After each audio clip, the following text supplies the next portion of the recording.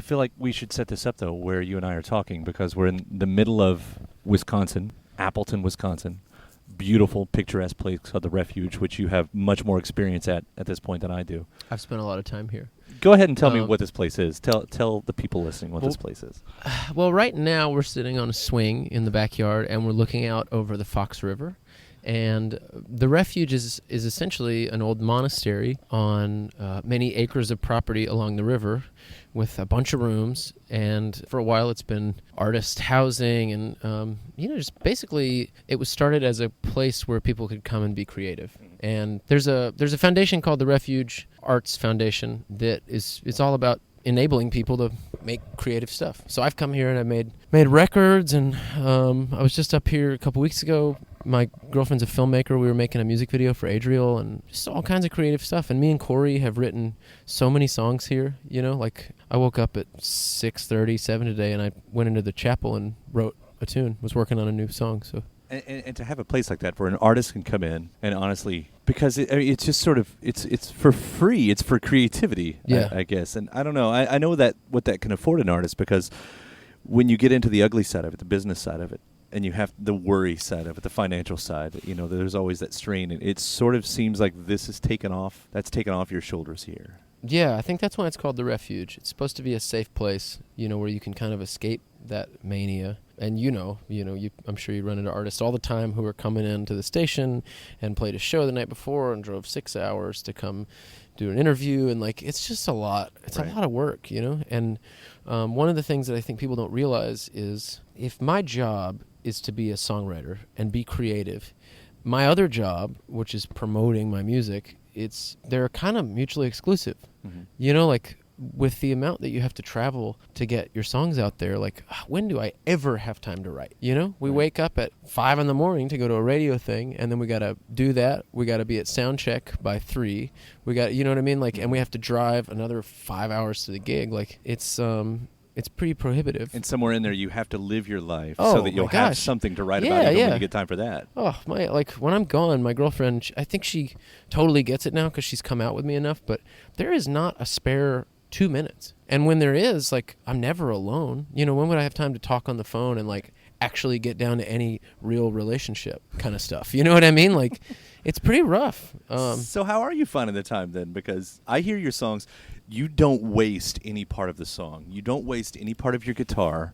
Thank you. There's no power chords going on in you. GCD over and over and over. You don't waste anything. The lyrics are so...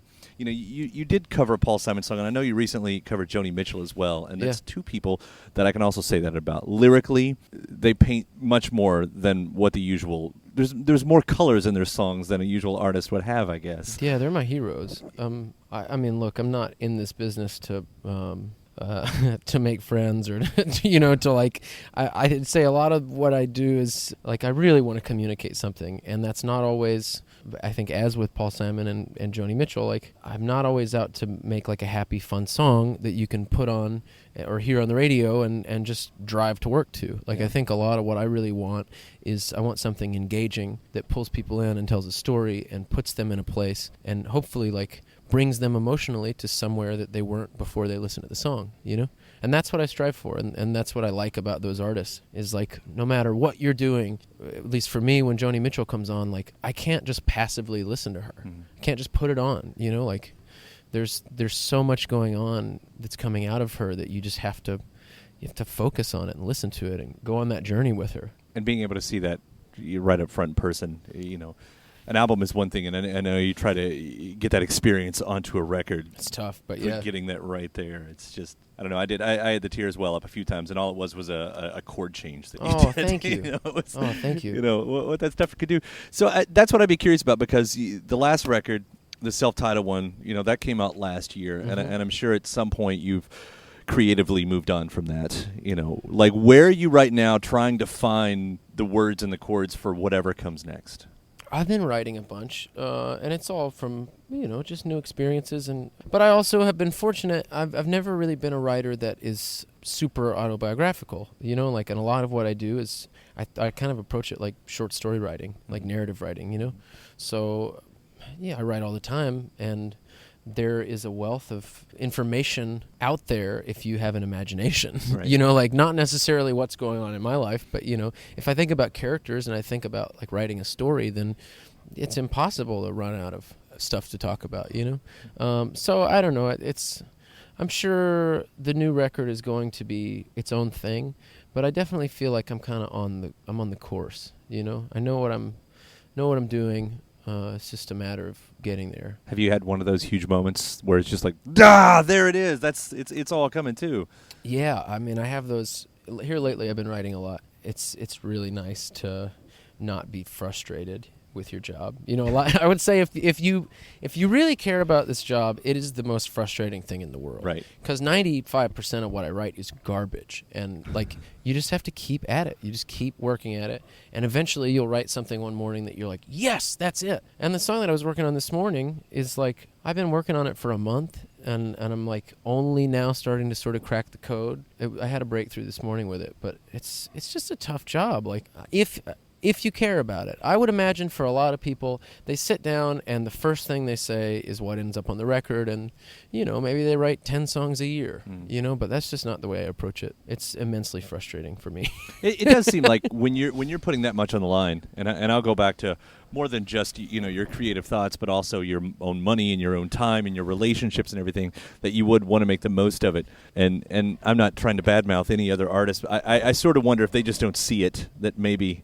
you know. Well, I think a lot of people are in this business for a lot of the superficial reasons, you know. Like, I think on the surface, it seems like this is a cool job. You know, when you're a kid, you're like, oh, I want to play music. That seems awesome. But then when you get to a certain age and you've done this for long enough, you realize this is, it's a job.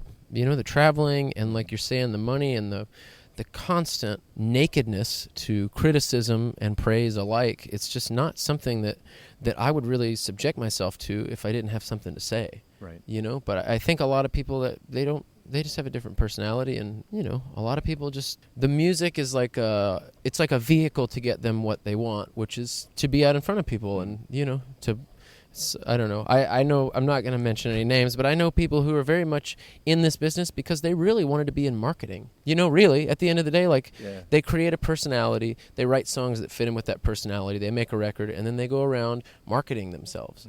Like, I am not a marketing guy. Yeah. I have no interest in being a marketing guy. That's why I write music. You know what I mean? Like, I don't know. A lot of this stuff to me just, it seems so counterintuitive to what people say they're in this for. You know, if the point of this is to write songs and make music, then why is our life not set up in a way where we have the time and space to do that? And I think that's what, you know, to circle back to the Refuge, that's what Cory's trying to create, is like just a place that we don't have to think about that stuff, you know? There's no pressure. There's no the money that's being spent to have us here it's just like, don't even think about it. Right. You know, just be creative. And you know, the kindred spirits you find in this place, and I'll use that as a seg because amongst everything that you've been doing, you found time to do this little project called Traveler. Yeah. Oh, man, it's so fun. Tell me about this. It's me, Cory, and Jonny, and me and Jonny have been writing together forever, and me and Cory have also been writing together and been friends forever, and it just kind of dawned on us one day, like, oh, let's make a band. By the way, 3 huge personalities. I mean... That was, I will say that it dawned on us to start a band 3 years ago. Right. We're just now getting out to putting out, you know, a record. I mean, this is like, it's very logistically difficult with our own careers, but also it's, you know, all of us agreeing on what we want has been pretty tough. But we do have a record finished. And is it a compromise? Oh, no. I mean, we're all so psyched on the way it turned out. Yeah. You know, we're not... I guess that's not what I mean, though. You know, you talk about trying to figure out exactly what you want, and it's sort of the push and pull, again, of 3 very distinct songwriters with big personalities who surprised you guys didn't burn the place down, I guess. But oh, yeah. I mean...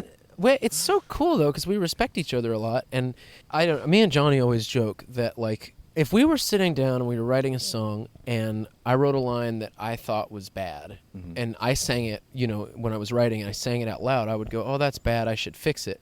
If I write down that same line, but Cory sings it, I hear it in this completely different way, because he just has the voice of an angel, and he has the delivery of, I mean, his timing and his delivery is so perfect that he can make whatever it is that you didn't quite say well enough, he can make it speak the way that you intended it to. Yeah. And that's what's so cool about this band is like we play to one another's strengths in a really cool way. And making the record, it was like so much of the time we just sort of step out of the way and be like, oh, this is your space. You live in this space and you do it well, so do it. You know, it was really cool. Well, I'll wait to get into too deep of that when we've got the other two representing as well. Yeah. I don't know, when is that going to come out? When do we get to hear all that?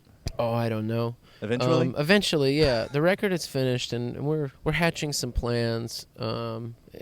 I think that all of us we're really proud of it. We really love what we've created, but we're not necessarily sure about, like, all the stuff that I was talking about. I don't know how sure we are that we want to get in a van and grunt it out on tour for 300 days. Yeah.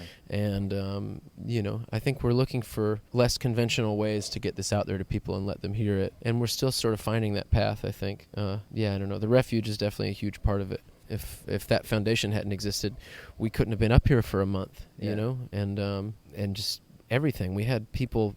It's so nice. This community is crazy. We had people in here cooking for us. Right. You know, we had people like there was a yoga class going on. Like it's crazy. Yeah. Like if you can't see it, it's just hard to explain. But it's a castle in the middle of Appleton, and it's just the most peaceful, crazy place. And the community is so excited that it exists. Everyone is just lining up to help out, and it's really inspiring.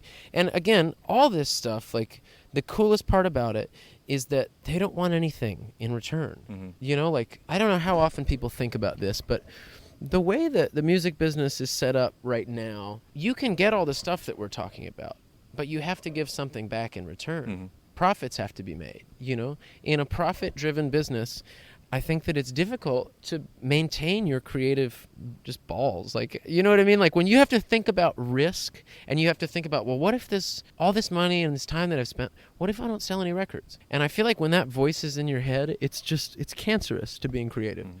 You know, so I think this is a really cool way to get that voice just out, you know, just get that out of the conversation. Like, it doesn't even matter what this record does. Just do what you want to do, and you've got people that want to enable you to do it. It's pretty crazy.